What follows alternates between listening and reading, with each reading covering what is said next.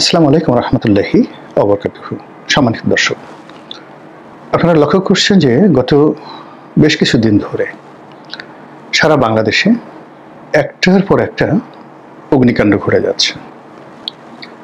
বিশেষ করে গত এক সপ্তাহে যে মর্মান্তিক, বিয়োগাত্মক এবং জাতীয় অর্থনীতিতে একেবারে সরাসরি আঘাত হানে এরকম বেশ কয়েকটি অগ্নিকাণ্ড ঘটেছে। মিরপুরে একটা নির্মম অগ্নিকাণ্ডের ঘটনা ঘটল, যেখানে 16 জন মানুষ অগ্নিদগ্ধ হয়ে মারা গেল। আমাদের স্বাধীন মিডিয়া এটা ওভাবে প্রচার করেনি। শেখ হাসিনার জমানাতে যেভাবে নিমতলী অগ্নিকাণ্ডে মারাত্মক বিপর্যয় ঘটেছিল এবং বহু মানুষ অগ্নিদগ্ধ হয়েছিল, সারা বাংলাদেশের মানুষ শোকে মাতম করেছিল এবং শেখ হাসিনা বাধ্য হয়ে ঘটনাস্থল পরিদর্শন করেছিলেন এবং যারা আহত হয়েছিলেন তাদের চিকিৎসার ব্যবস্থা এবং যারা নিহত হয়েছিলেন এরকম দুটো পরিবারকে তিনি সেই পরিবারের দুটো বিবাহ উপযুক্ত কন্যাকে নিজের কন্যারূপে তিনি গ্রহণ করেছিলেন এবং যতদিন তিনি ক্ষমতায় ছিলেন ততদিন সেই নিমতলীর অগ্নিকাণ্ডে পুরো পরিবার নিহত হয়ে যাওয়া এতিম দুটো কন্যা সন্তানের বিয়ে শাদী, লালন পালন থেকে শুরু করে পুরো জিনিসটির দায় দায়িত্ব শেখ হাসিনা পালন করেছেন। যেভাবে ওই যে পূর্ণিমা ধর্ষিত হয়েছিল সেই দায় দায়িত্ব তিনি পালন করেছেন। তো হলো কি, আসলে পেটে ভাত দেওয়ার নাম নাই কিল দেওয়ার গোসাই, একটা কথা আছে না, আপনি শাসন করা তারই সাজে সোহাগ করে, যে আপনাকে সোহাগ করতে হবে। তো সেই দিক থেকে মিরপুরে যখন এত বড় দুর্ঘটনা ঘটলো, আমাদের কর্তা ব্যক্তিরা কেউ সেখানে গেলেন না। মিরপুর যখন জ্বলছে তখন তিনি রোমে বক্তৃতা দিয়ে বেড়াচ্ছেন। মিরপুরের জ্বলন্ত মানুষগুলো যখন হাসপাতালে একটার পর একটা মরে যাচ্ছে এবং সুস্থ মানুষ, আমার একজন রোগী হাসপাতালে অসুস্থ, তো আমি সেই ঢাকা মেডিকেলে আমার লোকজন যাচ্ছে, তারা বলে যে স্যার কি বিভৎস মৃত্যু, যে ওটা দেখে আমার ভয় লেগে গেছে। ঢাকা মেডিকেলে যে সমস্ত অগ্নিদগ্ধ মিরপুরের লোকজন আসছে, তো এটা যখন হচ্ছে তখন ঐক্যমত্য কমিশনের লোকজন বসে বসে তারা সেই রাষ্ট্রীয় অর্থে ভালো ভালো খাবার দাবার খাচ্ছেন, রাজনীতিবিদরা এবং রাষ্ট্র পরিচালকরা।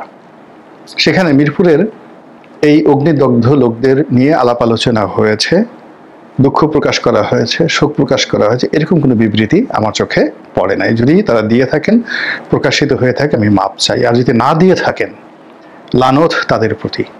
ওই বৈঠকে যারা ছিলেন, ঐক্যমত্য কমিশনের বৈঠকে, এই মিরপুর ট্র্যাজেডির পরেই চট্টগ্রাম, যেটা KAPZ বলা হয়, কর্ণফুলী এক্সপোর্ট প্রসেসিং জোন, সেখানে একটা খুব বড় সড়ো কারখানাতে আগুন লাগলো।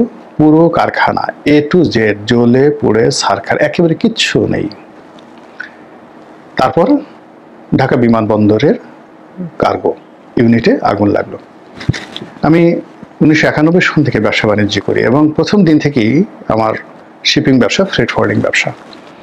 কাজেই এই যে বিদেশ থেকে যে মালামালগুলো আসে, তো এই কার্গোতে এসে যে মালামালগুলো থাকে, এগুলো যারা পাঠায় এয়ারলাইন্স কোম্পানিগুলো, তাদের এজেন্ট হিসেবে আমি সেই 91 থেকে আজ পর্যন্ত কাজ করে যাচ্ছি।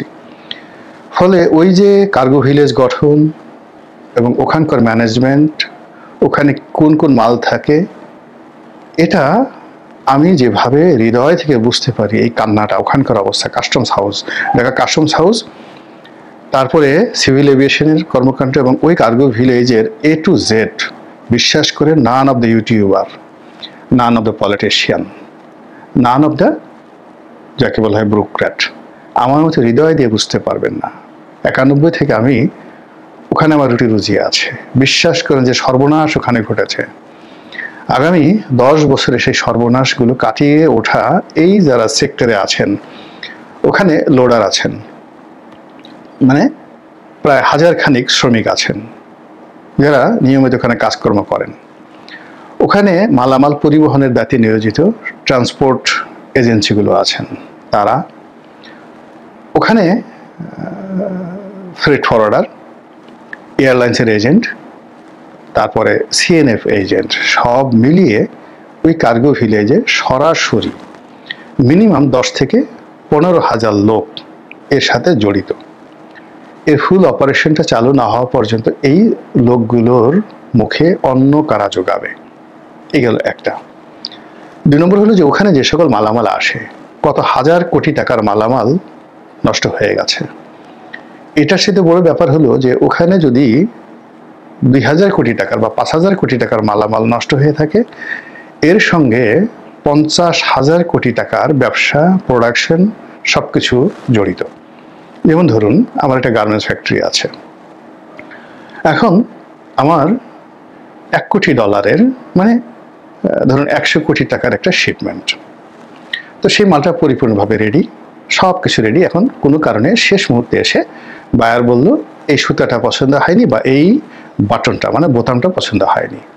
তো কি করলাম, আমি হংকং থেকে বা চায়না থেকে বা বায়ারের পছন্দের যে জায়গা সেখান থেকে আনলাম। সেগুলোর মূল্য হয়তো 5 লাখ টাকা, নট মোর দ্যান দ্যাট। তো 5 লাখ টাকার মাল আমি এয়ারপোর্টে এনেছি এবং কালকে পুড়ে গেছে, যার সেটা উদাহরণ দিলাম, যার কারণে ওই মালটা আবার নতুন করে না আসা পর্যন্ত আমার 100 কোটি টাকার এক্সপোর্ট বন্ধ হয়ে আছে।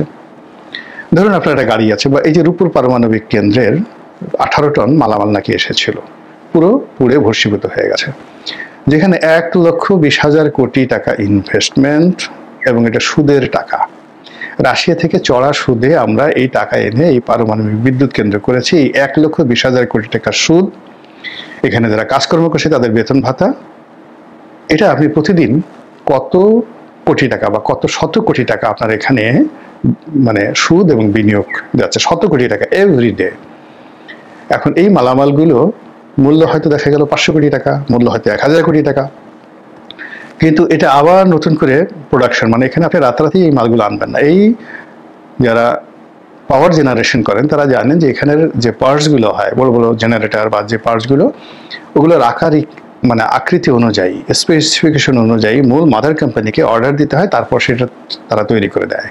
বিমানের ক্ষেত্রে একই অবস্থা, আপনি রাতারাতি অর্ডার না পেলে বোয়িং আপনার জন্য রেডিমেড, যেভাবে টয়োটা গাড়ি বানিয়ে থাকে ওভাবে আপনার জন্য একটা বোয়িং 747 রেডি করে কখনো বোয়িং কোম্পানি রাখেন। আপনি পুরনো কিনতে পারবেন অন্য দেশ থেকে, অন্য এয়ারলাইন্স থেকে, কিন্তু আপনার কাছে অর্ডার নিয়ে ওরা সেম কাজ করে। তো এই যে রূপপুর পারমাণবিক কেন্দ্রে যে ঘটনাটা ঘটলো, তাতে দেখা গেল আরও 1 বছর যদি পিছিয়ে যায়, আরও 2 বছর যদি পিছিয়ে যায় প্রকল্পটা এই অগ্নিকাণ্ডের কারণে, আমি অবাক হব না। এই কারণ হলো যে মালগুলো আমাদেরকে আবার এলসি করতে হবে, আবার তাদেরকে বলতে হবে, তারা আবার সেগুলো তৈরি করবে, বাংলাদেশে আসবে, কমিশনিং করতে হবে, পুরো সময়টা আমাদের 1,20,000 কোটি টাকা সুদ গুনতে হবে, স্টাফদের বেতন গুনতে হবে, এবং এটাকে চালু রাখার জন্য, পার্টলি চালু রাখার জন্য আমাদেরকে ফুয়েল ব্যবহার করতে হবে।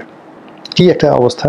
তো এইরকম ধরেন এখানে হয়তো মেট্রো রেলের কিছু ছিল, এখানে হয়তো এক্সপ্রেসওয়ের কোনো কিছু ছিল, সরকার আরও গুরুত্বপূর্ণ কিছু ছিল, হয়তো বাংলাদেশ ব্যাংকে টাকাও থাকতে পারতো, এখানে টাকার ভিতরে যে সুতা আছে, গাজীপুরে যে সিকিউরিটি প্রিন্টিং প্রেস আছে, সেই জিনিসগুলো ছিল। ফলে এটা যে কি পরিমাণ ক্ষতি করেছে এবং কেন করেছে, কি করেছে, এগুলো নিয়ে যে সকল কথাবার্তা শুনতে পাচ্ছি, গা কাটা দেওয়ার মতো অবস্থা। আমরা ওই সমস্ত গুজবের দিকে না গিয়ে শুধুমাত্র দৃশ্যমানে এরকম একটা অগ্নিকাণ্ডে যে ক্ষয়ক্ষতি হলো, এই ক্ষয়ক্ষতির ফলে আগামী 10 বছর লাগবে আমাদেরকে মোটামুটি এটা স্বাভাবিক হতে। যারা এর বাইরে কথাবার্তা বলেন, বিশ্বাস করেন, তারা এই বিষয়গুলো জানে না। এখন এই যে একটা অগ্নিকাণ্ড কেন ঘটছে, এগুলো কি ঘটানো হচ্ছে? আওয়ামী লীগ ঘটাচ্ছে, আওয়ামী লীগের এজেন্ট ঘটাচ্ছে, বা সরকারকে বিব্রত করার জন্য কেউ ঘটাচ্ছে, অথবা নাটক তৈরি করার জন্য কেউ নাশকতা তৈরি করছে?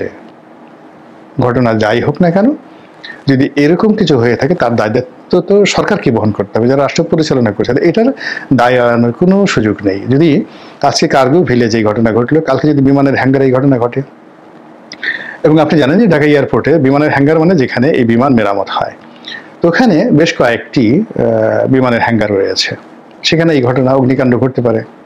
আচ্ছা, আমাদের ঢাকা ক্যান্টনমেন্টের পাশে কুর্মিটোলাতে এরকম একটা বিমানের হ্যাঙ্গার আছে, যেখানে প্রাইভেট ফ্লাইং হয়, তার সাথে সাথে কিছু মানে এয়ারফোর্সের কিছু বিমান রয়েছে। যদি সেখানে সেই ঘটনা ঘটে, এবং একটু অদূরেই যারা বিমানবন্দরে গেছেন দেখবেন ওখানে কতগুলো সামরিক প্লেন, সামরিক বিমান ওখানে সবসময় ল্যান্ডিং করা থাকে, ওটা বিমান বাহিনীর।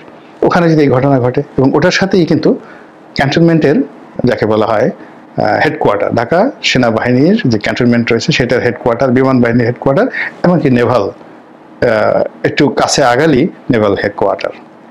তো ওরকম একটা বিমানে যদি আগুন লাগে, সেই আগুনটা ক্যান্টনমেন্টে ছড়িয়ে যায়, সেখান থেকে যদি আরো বড় কিছু হয়, কি বলবেন বলেন আপনি?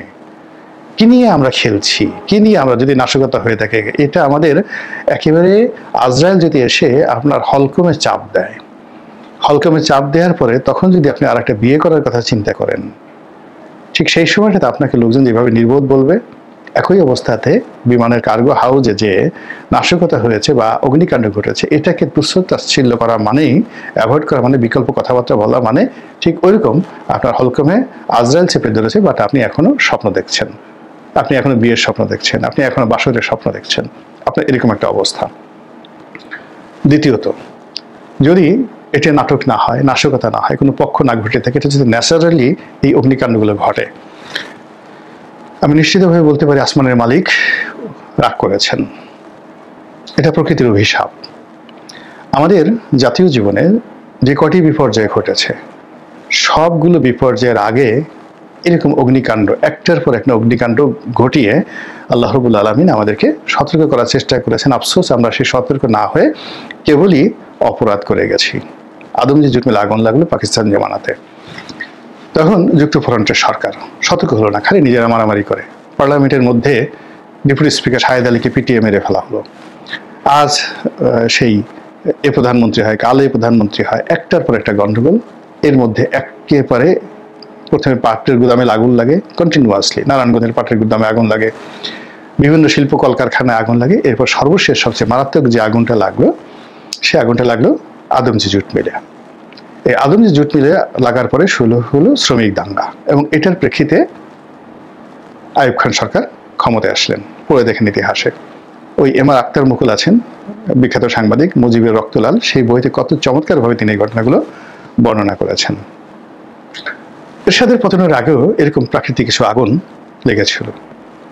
বেগম খালেদা জিয়ার পতন সে 2006 সনে, দেখেন পতনের কিছুদিন আগে, 1 বছর আগের থেকে এরকম অস্বাভাবিক কিছু অগ্নিকাণ্ড, লঞ্চ ডুবি, লঞ্চ ডাকাতি। এবং এই এখানে আরো একটা ব্যাপার বলে নেই, এখানে কিন্তু জলস্থলে অন্তরিক্ষে, মানে এখানে যেমন ফ্যাক্টরি পড়ছে, একই সঙ্গে কিন্তু সদরঘাটের লঞ্চ পড়ছে। আবার একই সঙ্গে চিনির, ওই মেঘনা গ্রুপের একটা চিনির কারখানার, সেখানেও আগুন লেগেছে।